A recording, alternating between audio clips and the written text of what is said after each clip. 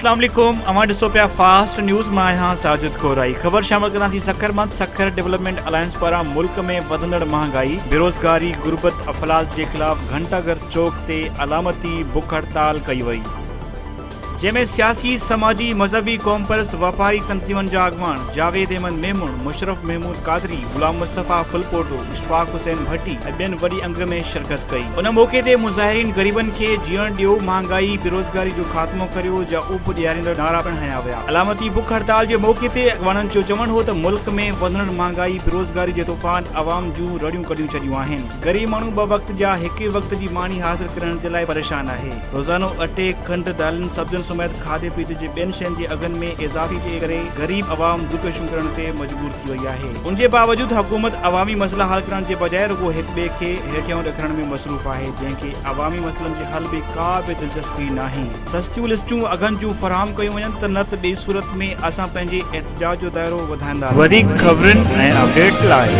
ॾिसंदा रहो fast news.